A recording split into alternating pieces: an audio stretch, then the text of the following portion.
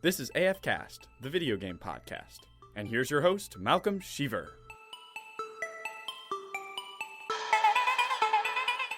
The first The Last of Us left us wondering what's next. We traveled across the country just to be betrayed and left without purpose. Today on AFKast, we find a new purpose in The Last of Us Part 2.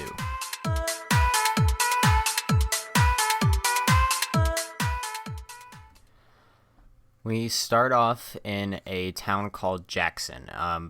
It is another, I'm pretty sure it's a new town, but it's also led by Tommy and Maria. So I want to say that it's the town that we discovered in the first Last of Us that was led by those two, but I think it's a new establishment.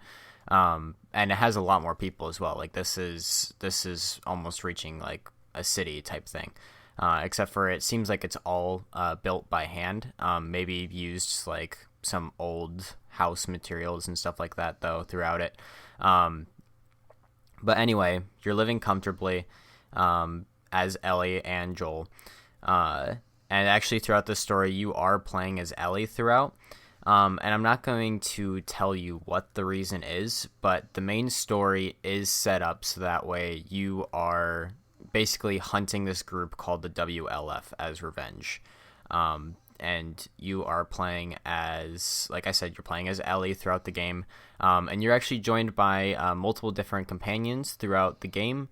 And this even includes like flashbacks and stuff like that, because you do have some of those, because this actually takes place 4 years later than the first Last of Us. So Ellie is now 18 instead of just 14. Which is pretty crazy to think about. And yeah, so she also has a relationship with Dina now, or at least she gets into a relationship with Dina, who is just this random girl that is new to The Last of Us 2. And there's a complicated relation with another person named Jesse, where he was dating Dina beforehand, and then that causes some drama. Not to mention that Tommy actually goes out to fight the WLF before you do, as revenge for himself. And that might have given away what the anger is towards, but who knows? You might still have to figure it out yourself. But then Tommy, basically we have to go, Maria wants us to go after Tommy. So she lets us, instead of trying to keep us in like she was before, she lets us go after Tommy. And I do want to actually follow up on the companion system, because there is actually a specific system. Because I realize that some people are probably like, ugh, when they heard me say that you're with companions most of the time. But they're actually fairly helpful this game. They'll actually spot people for you. They'll also shoot at them for you. They'll even do takedowns with you. So if you're trying to do it stealth, they'll do it stealth with you. Though most of the time when it's up to stealth, it's mostly up to you. But sometimes they will take out people here and there if they're in the clear. They can actually be spotted themselves, but for the most part, they stick next to you. And I'm pretty sure that they have a much lower possibility of actually getting spotted. I think the only times I've ever seen a companion get spotted is if they're basically like the enemy's basically standing right on top of them, and so you really don't have to worry about your companion being spotted most of the time, especially since it doesn't get you spotted. It's just your companion, and your companion, I don't want to say can't really die, because there are times where something will grapple them and you'll have to break the grapple off of them. And I'm pretty sure that the companion might be able to die. I don't know, I haven't tested that. But that is a possibility. But yeah, companions will also shoot if you're doing more of an aggressive approach. And they can actually kill enemies. Or just make them, what's the word, stagger. Like they can have them stagger as well, and even draw attention from you to them as well, which is really nice. So they're really helpful for stealth and aggression. And so they're not like most companions where they're just kind of annoying in the way, takes your cover, that type of thing. Though every once in a while, if you're like trying to go against shelves and stuff like that to find items throughout the world, sometimes they can get in the way if they get stuck in a corner. For the most part, the AI tries to move out of your way and stay out of your way. But if you're constantly moving around trying to loot whatever room you're in, there is a possibility that you will get stuck on them. But it doesn't happen to me too often. And I'm sure that since most people don't have a collector's mindset like I do, like I am always trying to find collectibles and stuff in the game, then you will not run into them nearly as much as I was, because I was brushing up against every wall trying to find all sorts of hidden secrets. Which I will actually say that exploration is a very important thing for you to do, and I'd really recommend that you do it. Maybe not brush up against every wall, but definitely try to go into locations that aren't necessarily part of the story, especially when you go into downtown Seattle. You will have all of these locations that you can discover, and there's some places that it builds personality. There's some places where you can find new weapons, like I found a shotgun. I also found new equipment. I found like a trap mine and 2 gun holsters. So that way I was able to hold more guns at a time instead of having to swap them out of my backpack. And I'll explain the weapon wheel system here in a second. But obviously you can also find collectibles. And then you can also find these things called training manuals. You do have a branch. You kind of have a branch system. It's not entirely branch, it's more like categories. So essentially, like the first 3 that I got was you have the base one, you have the base branch that you have when you first start off the game. Then I found a crafting manual, then I found a stealth manual, then after that I think it was like some kind of survival manual, I think is what it was called. I don't know, something like that. There's several out in the world, and you obviously have to progress through the story and actually go through areas in order to find them, because you can completely pass up these things, which kind of sucks. And it works the same way as it did in the first Last of Us, where you need to find supplements in order to actually upgrade yourself down whatever branch that you decide to go down. You do have to go in order, so you don't actually get to choose what part of that branch you want to buy. You actually have to go in order. Each branch has 5 things, I think is what it is. It's either 5 or 6, something like that. And they do various things. It's nothing too specific. Though I will say that stealth, it is kind of a little bit more specific, like and crafting, obviously, because crafting, you can craft new things, or you can craft faster, that type of thing. And like for stealth, you can actually get a silencer for your pistol in order to help you out with stealth, which is really nice. And I'm not going to tell you the location of all these, because one, it would be super complicated to actually tell you where it is, and also just, it's better if you explore for yourself. I think it's really fun to explore a world, and it's important because you get to actually learn more about the game than you would just playing through the story. So I would really recommend that. And obviously another thing that you would find is lore. Like, I basically uncovered the entire history of a civil war in downtown Seattle, just finding different collectibles and stuff like that. It was actually fairly interesting to read through it. I know that some people will find collectibles but not actually read them. I'm the person who reads them. Call me a nerd, if you will. But once again, you do have the same enemies in the game. You have the humans, obviously. You do have dogs when you get later on into the game, and then you also get runners and clickers. And then there's actually a new zombie type, which is the Shambler. For people who haven't played the first Last of Us, runners are just the stereotypical zombie where they will just run after you and try to hit you and bite you and stuff like that. And then you have clickers. Clickers are completely blind, but they do use echolocation in order to find you, and so if you move too fast, they'll be able to hear you really easily. Or if you are standing away from cover, like if you're just standing in the middle of a room, they can use echolocation to spot you in the middle of the room. So if you see them stop to start clicking and basically screaming, then you need to be next to cover, otherwise they will know your position, which is kind of scary, actually. But Yeah, and they're also very strong. They basically have this like natural shell that you have to deal more damage to. So even a headshot won't be an instant headshot. So you have to be careful with them, especially since you can only stealth kill them. You can't grapple them, because like with human enemies or runners, you can actually hold them and use them as a human or zombie shield, essentially, and use your weapon, which is pretty cool. And then you also have the Shambler, which is kind of like the new bloater. Actually, in one of the scenes where you go back, like one of the flashbacks, you actually do fight a bloater.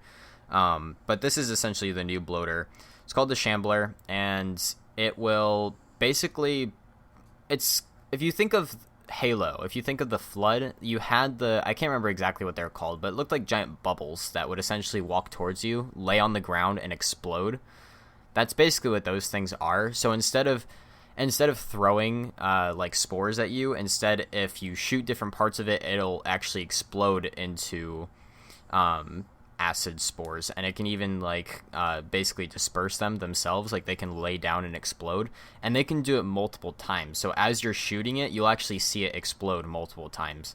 And you have to be careful when you're doing this near your companion as well. I can't actually remember the reason. I had a reason for it, but I can't remember it now. But definitely be careful doing it next to yourself, because it does hurt quite a bit.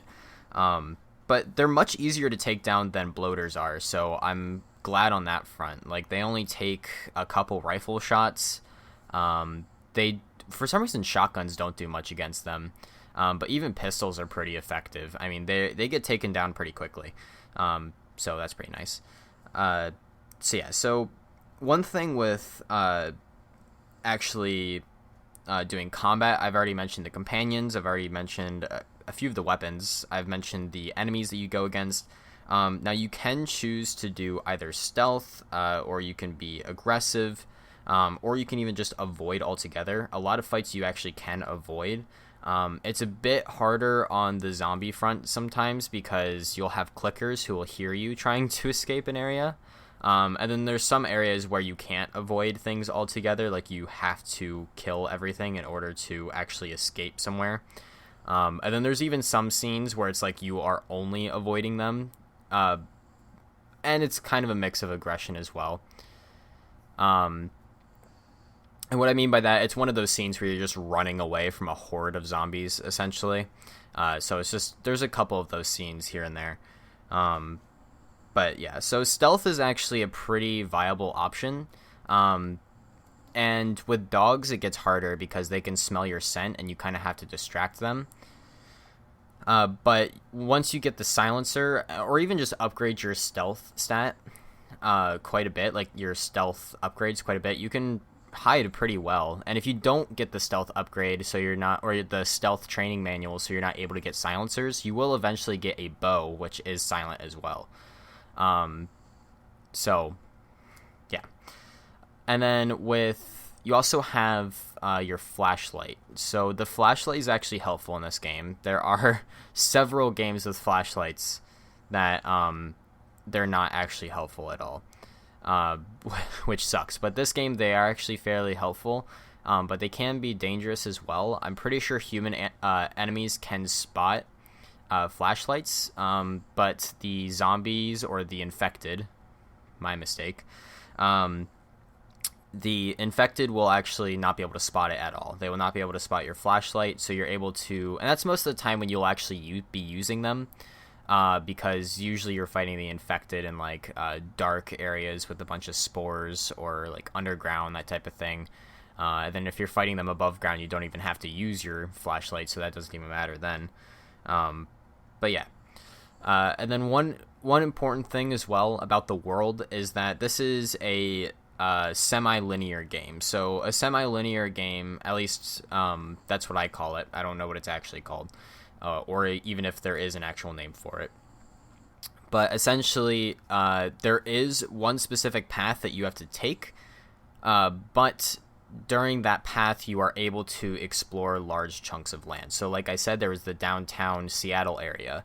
that wasn't a huge area, and there was a specific location that you had to go to, but you were able to explore that area until you got to the next story location. So there's that. But things that you can find like ammo for your weapons. Sadly, you can't have much reserve ammo, so I would recommend like for your pistol, if you want to be holding more ammo for your pistol, then get an extended mag. The extended mag, I feel, for me, isn't necessarily so that way I can have more shots in one clip, but it's that way I can actually hold more ammo for my pistol. Because once it gets later into game, if you do stealth correctly, you actually start getting a crap ton of ammo to carry on you, which kind of sucks because then it feels like you're wasting any piece of ammo that you come across. But yeah, you're also able to get like pieces of ingredients. So you have like alcohol, you have bandages, you have bindings, you have blades, and then there's something else I'm missing. You can also get water and explosives as well. At least I think it's water. It's water or something else. I'm not entirely sure. It's some kind of solution, I think. But essentially you can use these pieces of ingredients, and once you get enough pieces, it creates a whole ingredient, and you can only hold 3 at a time of each ingredient. But you're able to craft different things. So you're able to craft like these bombs that essentially will disorient people, so kind of like concussion bombs. And then you can also create like trap mines if you have found those. You can craft arrows once you get your bow. You can even do the thing that you could do in the first Last of Us, where you could upgrade your melee weapon to do more damage and be a 1-shot instead of a 2-shot. And then you can also create med kits for yourself. And then you could also create the silencer if you got the silencer, because the silencer only will actually get destroyed once you use it a few times, which makes sense. But yeah, then you can also find like bolts, essentially. Like the icon for it is screws, and essentially you can use these for, if you find workbenches, you're able to use these screws to actually upgrade your weapon. So you can upgrade stability, you can upgrade for the rifle, you can get a 6x scope on it.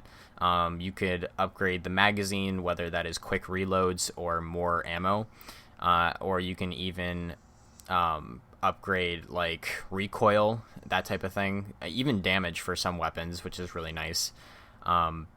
So yeah, so it's helpful to get those screws so that you can upgrade your weapon, especially since if you're actually when you're exploring new locations, you can actually find workbenches. If you're just playing through the story, it can be much harder to get workbenches, and you can start gathering up a lot of stuff. So it's actually helpful to your actual gameplay and fighting to explore as well. Especially since, like I said, once again, I found a shotgun, and so far I don't think I've found any other shotgun in the game. I wonder if you can get a shotgun off of the humans' bodies once you start killing them more-ish, because I kind of got that shotgun before I went into battle with them. So I wonder if there is other places that you can get a shotgun, but I found it pretty early on. So yeah. But more things that you can find medkits instead of just having to craft them. You can also find some equipment for yourself. So that's just, like I said, like Molotovs, trip mines, even medkits, like I said. And then you can even find like basically, I don't really know how to explain it. I'm trying to think of the word, rations, essentially. And these rations that you can find, so like whether it's like, it could be like a nutrient bar, or it could just be like a bag of chips or something like that. That's usually what it looks like. And when you pick it up, it'll actually heal part of your health. So there's not usually a point to use a med kit unless you're actually in the middle of a battle, or if you're just extremely low in health, and you want to get your health up higher, which completely makes sense in my mind. So yeah. So the other things that it's kind of similar to the first Last of Us is, I mean, crafting, like the menu for crafting and stuff like that is completely the same. I mean, at least from what I remember, it's completely the same. Looting is the same. I mean, you even have the same ingredients for everything and the same icons. I'm actually really glad. I feel like games when they come out with a sequel really try to change how those UIs work, the user interfaces work. But this time they just cleaned it up and actually made it better, in my opinion, by just kind of making it feel smoother. But they didn't actually change anything, so people are actually familiar with the system, which is really nice. And then there are actually a couple things that they changed with gameplay, like the world actually looks more natural now. I mean, one thing is that graphics are insanely good in this game. The world looks beautiful.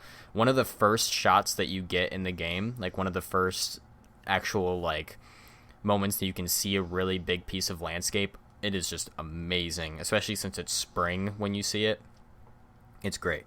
But essentially what I mean by the world is more natural is that there's like small holes in the wall, and you can actually fit yourself into those small holes. You can find areas where you can actually prone under it, or you can just crouch under it. There's some areas where you kind of have to squeeze through. And this makes it a lot better than older games, including older version of The Last of Us, where there's just like obvious giant holes in the side of walls in order to make rotations and stuff like that. But now this isn't much different. Besides, there is some speed to it, like how fast you can get through those obstacles. But now it's actually kind of like it just looks more natural. Essentially, it doesn't look as clunky. So it doesn't really add anything, but looks. But I think it's worth it. I think it's really worth it. Another really cool thing is that you can actually break glass in this game. I mean, sure, other games you could break glass, but you couldn't actually do anything after you broke the glass. In this game, in order to solve some puzzles, you actually have to break glass and climb through the window that you broke the glass for. And sometimes it's just there as not really a puzzle, but just another obstacle that you have to go through. And you can either do that by hitting it with something, or you can like throw a brick through the window. And yes, there are throwables again, where you can have a brick or a glass bottle. Those are the only two throwables you can have once again in the second Last of Us, which is pretty cool. And then, there's another thing. Oh yeah, so let me just describe the weapon wheel in general. You have your bigger primary weapons on the left side. It's the same as the first Last of Us. You have your sidearms on the right side, and then on the down side of the D-pad, you have kind of your throwables. So you have like Molotovs, or your there's something. Oh yeah, just your throwables, like bricks, bottles, that type of thing. And then above, you have your med kits, and then also trap mines and explosives that you can have. So, and you can also quick craft off of that menu. And as well, you are able to actually swap something out of your backpack. So like if you didn't find the second holster for your sidearms, so you're only able to carry the pistol and the revolver, you might be carrying the pistol, but you might run out of ammo, so you want to switch to the revolver, and it takes more time because you actually have to pull it out of your backpack and then put it into your gun holster instead. So you basically have to switch out the weapons on your holster, which I think is really cool because that allows you to have a lot of different weapons, but without making it super unrealistic, where you just have like an RPG, a bow and arrow, machine gun, rifle, pistols, like all of this stuff, kind of like GTA, where it's like people have actually created visuals of a GTA person carrying all of these weapons on their back. Like, it's just insane. But this adds another level of realism to it. Obviously, once you get the bow and you have three primary weapons, so you have the rifle, you have the shotgun, and you also have the bow, it becomes a little unrealistic because I don't really know how you'd fit the third one if you have both the primary holsters in your backpack. I don't really know how that works, so that's a little bit more unexplainable, but I still think it's cool that they added that because that adds another level of realism to it, even if it's not too realistic. But yeah. So overall, this game is just amazing. I mean, I obviously you can tell I was talking pretty fast about it because I am really excited about this game. Even after I played it, I haven't played it all the way through yet, so I'm not entirely sure if you how many training manuals there are, how many weapons you can get. But I'm hoping there's more, and I'm hoping you can just, I don't know. There's a lot of things that I'm still interested to find in the game, and I hope I didn't miss out on anything because of that. One thing that is cool as well, though, is that you can actually find little puzzles for safes. Like, you can find safes around the world, and you actually have to solve a little puzzle, whether that's just like finding a note or putting two notes together, essentially. That's oversimplifying it, but there are actually some pretty cool things where you do actually have to go some distance in order to find out how to open a safe. And it's all combination based, so you don't have to worry about doing different things to get open the safe. Just finding the combination. But yeah, so overall, the graphics of this game are amazing. The gameplay it feels almost exactly the same as the first Last of Us, just way smoother. And that makes me happy because, like I said before, games don't usually do that. Games usually try to change how their gameplay works because they think it's outdated.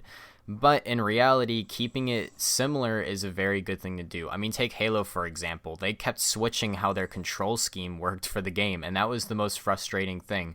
So a lot of people liked it when Halo Master Chief Collection came out, so that way they can just set one thing of controls to a universal set in the game, instead of having to keep switch between what game matched what controls. It was really frustrating. And I really hope that games take this into account in the future.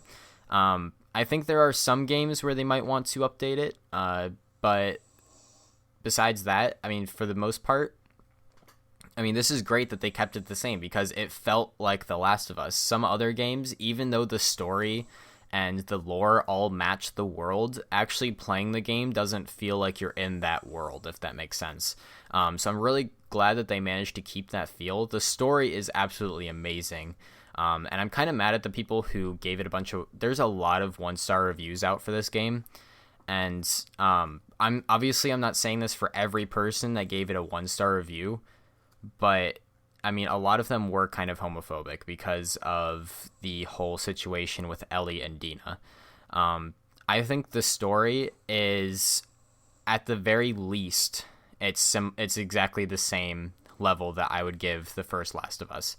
Honestly, I give this game a 10 out of 10. I haven't run into many bugs at all. Then again, story games that usually have a lot of bugs. I also just don't have many issues with the game. I mean, like, clickers are a little bit OP, but that's what they were before, and that's how they're meant to be. So that just makes sense.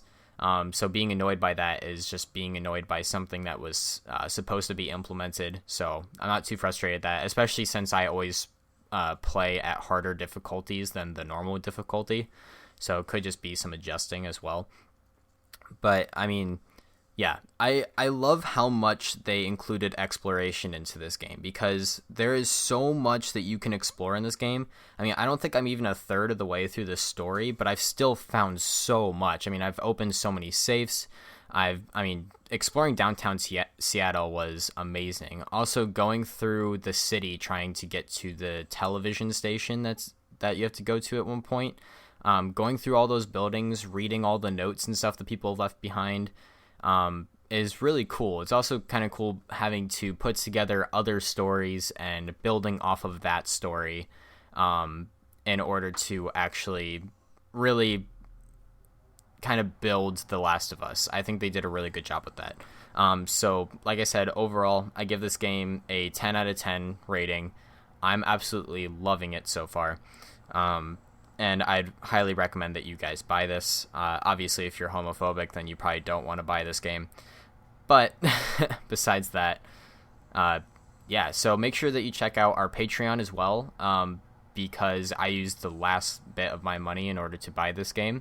And it was well worth it, so don't get me wrong on that front. But we're getting a lot of games coming out in the holiday of 2020, including 2 new consoles. So I'm going to be trying to save up, do my best, and if you guys could support me on Patreon, hopefully I can get some of that stuff to review. Otherwise, it's just going to be third-hand research that's going to have to be done instead of second-hand research. So yeah, besides all of that, game on. Find AFKast on Instagram and Twitter, @AFCommunity, for any updates on future podcast episodes. If you want to join the community Discord, find the link in the description or on the website, afcommunity.com.